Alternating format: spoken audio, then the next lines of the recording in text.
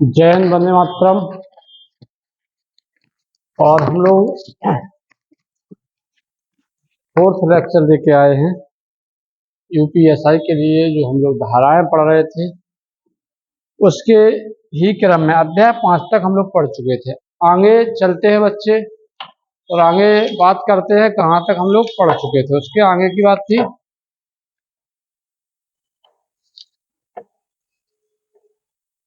अध्याय 6 हम लोगों को करना था।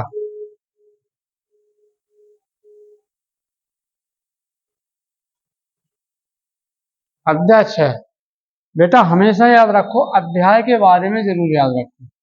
अध्याय 6 अध्याय 6 क्या कहता है? एक एक अध्याय आपको पढ़ाऊंगा, अच्छे से लिखते रहिए, नोट्स बनाते चाहिए।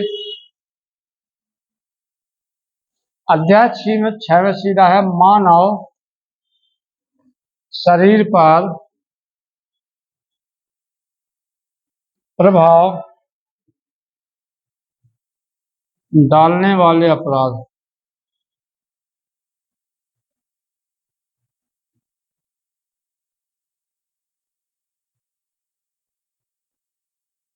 मानव शरीर पर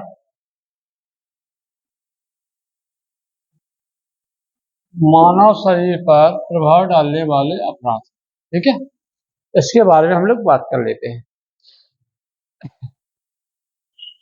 धारा 10 पहले तुम धारा 10 पे आते हैं। धारा 10 नहीं 100 करना है। 10 तो हम लोग पढ़ चुके थे। धारा 100 अध्याय 6 में बात करें तो धारा 100 रहेगी बेटा। धारा 100 क्या कहती है? आपराधिक मानव वध। क्या होगा? आपराधिक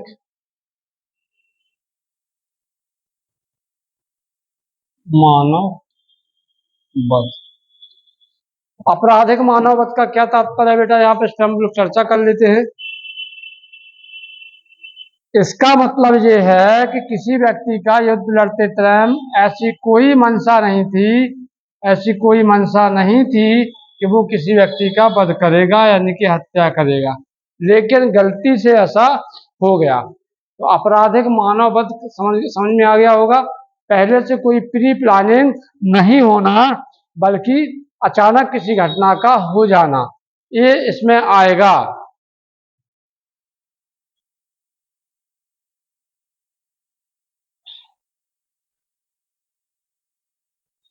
तो पहले उसका उल्लेख आईपीसी की धारा 299 में वर्णित था। पहले इसका उल्लेख आईपीसी की धारा 299 में उल्लेख किया गया था। और एक रेग बनाम गोविंदा मामला था। एक मामला भी इससे जुड़ा हुआ आया, रेग और गोविंदा का।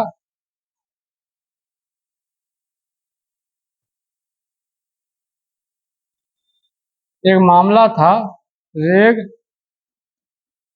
बनाम गोविंदा। ठीक है, रेग बनाम गोविंदा एक मामला था बेटा, और सदोष मानव वध से संबंधित था। रेग बनाम गोविंदा मामला सदोष मानव वध से संबंधित था।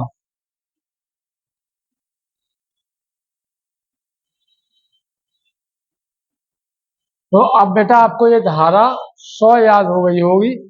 ठीक है, अब इसके लिए सजा का प्रावधान क्या है तो सुनिए बेटा। इसमें ये धारा 100 थी। अब इसके बाद एक और धारा है, धारा 105। धारा 105 ये बेटा, धारा 105। अब धारा 105 में क्या है उस पर हम लोग फोकस कर लेते हैं। देखो, इसके दंड के लिए एक तो ऑप्शन है आजीवन कारावास। आजीवन कारावास या कम से कम 5 या 10 वर्ष की सजा। तो इसको क्लियर करके रखिएगा। इसके बाद आप आइए धारा 101। धारा 101 पे भी थोड़ा फोकस करते हैं।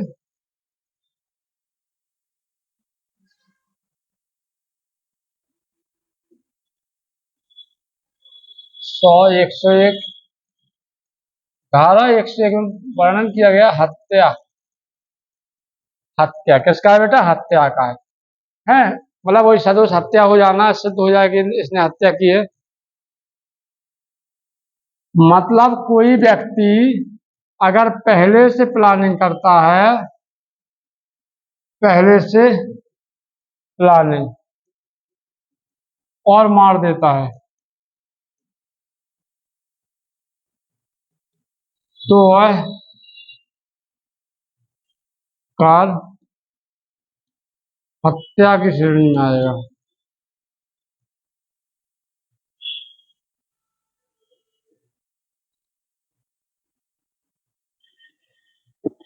हत्या की श्रेणी में आएगा। ठीक है बेटा, धारा 101 याद हो गई।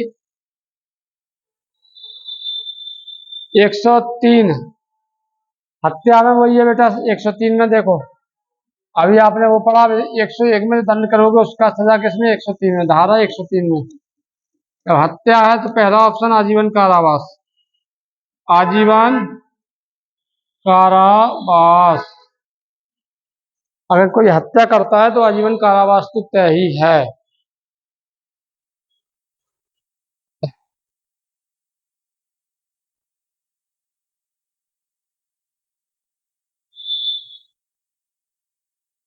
106 पे पहुंच जाओ बेटा, धारा 106, धारा 106, धारा 106 क्या कहती है, इस पे भी हम लोग फोकस करेंगे। उपेक्षा से एक मृत्यु कायरत करना है, उपेक्षा से मृत्यु कायरत करना, उपेक्षा से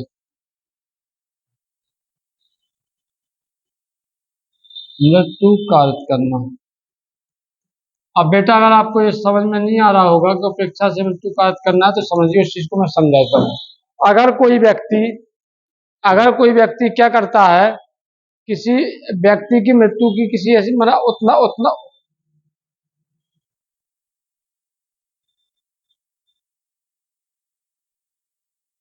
उतावलापन है, उतावलापन, उतावलापन है ना। उपेक्षा से मृत्यु कायरत करना मतलब सीधा सीधा आप बोल सकते हो बेटा कि यदि कि कोई व्यक्ति किसी यदि कोई किसी व्यक्ति की मृत्यु किसी ऐसे उतावलेपन या उपेक्षापूर्ण कार्य द्वारा जो गैर इरादतन हत्या की कोटि में नहीं आता है कायरत करेगा, तो उसको 5 वर्ष की सजा, मतलब किसी व्यक्ति की अगर हत्या की ऐसा मृत्यु करता है और वो क्या हत्या की श्रेणी में नहीं आता, हत्या की श्रेणी में नहीं आता, यानी हत्या की श्रेणी में नहीं आएगा, ऐसे व्यक्ति को 5 वर्ष की सजा, 5 वर्ष की सजा, कितना? 5 वर्ष की सजा और दंडित किया जाएगा। ठीक है,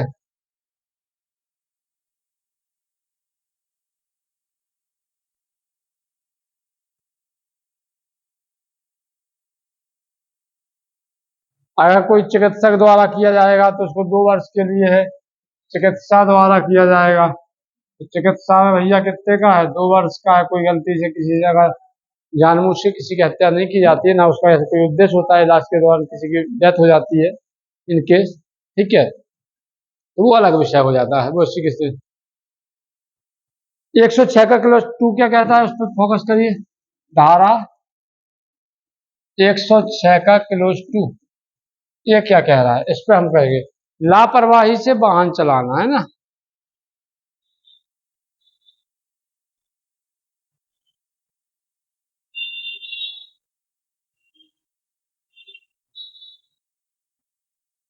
यदि कोई व्यक्ति तेज वाहन चला रहा है, अब भैया केशव ने क्या किया, एक केशव नाम का लड़का है, केशव महाराज अपने घर से निकलते हैं और ये गाड़ी स्पीड में चलाते हैं, 100-120 की स्पीड होती है। और 100-120 की स्पीड में जब ये जाते हैं तो यहाँ एक जे किसी व्यक्ति से टकराते हैं, ठीक है।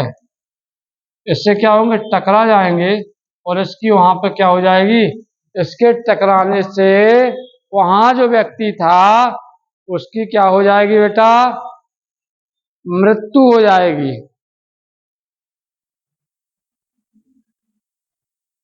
उसकी क्या हो जाएगी, टकरा जाएंगे तो उसकी मृत्यु हो जाएगी। और अगर एक केशव पढ़े लिखे हैं, सब कुछ है, और केशव नाम का व्यक्ति अगर इधर क्या नहीं करता है, मजिस्ट्रेट को, एसडीएम को भी बोल सकते हो आप, किसी भी मजिस्ट्रेट हो गया, ठीक है, किसी विशेष अधिकारी को सूचना दिए, या कोई पुलिस अधिकारी हो, दरोगा भी हो सकता है इस जगह पे, ठीक है। तो किसी विशेष प्रशासनिक अधिकारी को सूचना दिए, अगर आप केशव महाराज वहां से भाग जाएंगे तो आपको क्या जुर्माना देना पड़ेगा। तो जुर्माने के साथ क्या होगा, प्लस सजा होगी। और सजा कितने दिन की होगी ये भी आपको पता होना चाहिए। तो उसको 10 वर्ष तक, 1 वर्ष से लेकर, ठीक है, तो इसको कह सकते हो 10 वर्ष बढ़ाया जा सकता है, जो भी सजा है उसको ज्यादा से ज्यादा है। सजा तो जुर्माना इसको विशेष रूप से दिया जाएगा, जुर्माना इस पर लगना ही लगना है,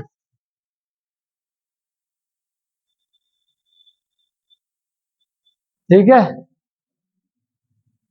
अब आ जाओ धारा 107। धारा 107,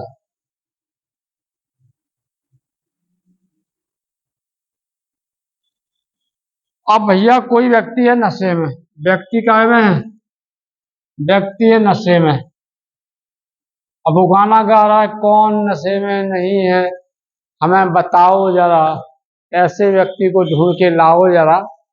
यही ये व्यक्ति है, हैं? लोग मुझको शराबी कहते हैं, इस प्रकार के वो गाने गा रहा है। ये नशे में है, और इसको अगर कोई व्यक्ति, या वो पागल भी हो सकता है, हैं?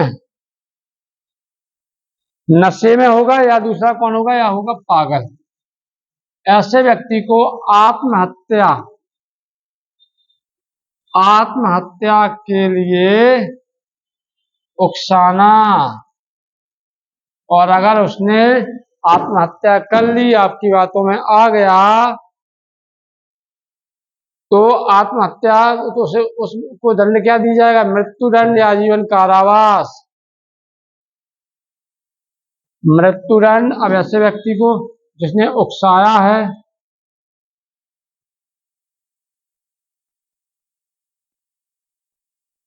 उकसाया है इस व्यक्ति को, इसको उसको जो दंड क्या मिलेगा, दंड के रूप में आजीवन कारावास भी हो सकता है, 10 वर्ष से ज्यादा जेल,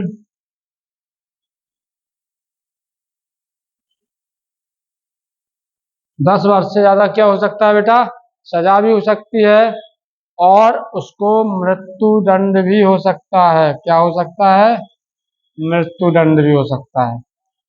तो इसको आपको याद रखना है, धारा 107। किसी को उकसाना नहीं है भैया, किसी को उकसाना नहीं है, किसी से मत कहना कि जा तू कूद जा, तू ये कर ले, उसने कर लिया, वो नशे में है, तो आप तो फंस ही जाएंगे, आपको कोई नहीं बचा सकता है इस स्थिति में। और एक चीज याद रखना बेटा, जीवन में अगर रियल में सफलता पानी है तो एक वक्त में एक काम करिए, वो भी पढ़ाई। जो कम उम्र में, जो कम उम्र में ये प्यार और मोहब्बत का नशा पाल लेते हैं, वो अक्सर अपनी जिंदगी को नाकाम होने का एक नशा पाल लेते हैं। कहते हैं मेरा 2 नंबर से रुक गया, रुकने का तुझे बहाना मिल जाता है, और ये जो क्रांति करते हैं व्हाट्सएप पे, उन्हें असफल होने का एक नया नज़ारा मिल जाता है। तो मैं कहूँगा कि अभी थोड़ा सा 100% कंसिस्टेंस लगा के मेहनत करके हैं, अगर आप एकाग्रता के साथ पढ़ते हैं तो आप सफल हो जाएंगे। जीवन का मूल मंत्र है सफलता के लिए एकाग्रता का होना। मन से पढ़िए, अच्छा पढ़िए, मस्त पढ़िए, स्वस्थ रहिए और जल्दी से अपनी वर्दी को हासिल कर लीजिए। और अगर वर्दी पाना है तो बेटा आपको जो कहते हैं ना, अपनी इच्छाओं को रोक लगाना होगा और सही दिशा में कदम बढ़ाना होगा। क्योंकि करने को तो करते हैं हजार तैयारियां, लेकिन क्यों नसीब उन्हीं को होती हैं नौकरियां जो रियल में किताबों से दिल लगाते हैं लाइब्रेरी में और अपनी मेहनत के साथ पढ़ते जाते हैं और कहते हैं मैं सफल हो गया और यहाँ से भाग भी जाते हैं। तो बेटा एकाग्रता के साथ पढ़िए, मस्त पढ़िए, स्वस्थ पढ़िए। कौन क्या कर रहा है किसी से मतलब नहीं, आप क्या कर रहे हैं अपने तक सीमित रहिए, अपने का मतलब रखिए और आप सफल हो जाएगी। ऐसी शुभकामनाएं। जय हिंद, जय भारत, वंदे मातरम।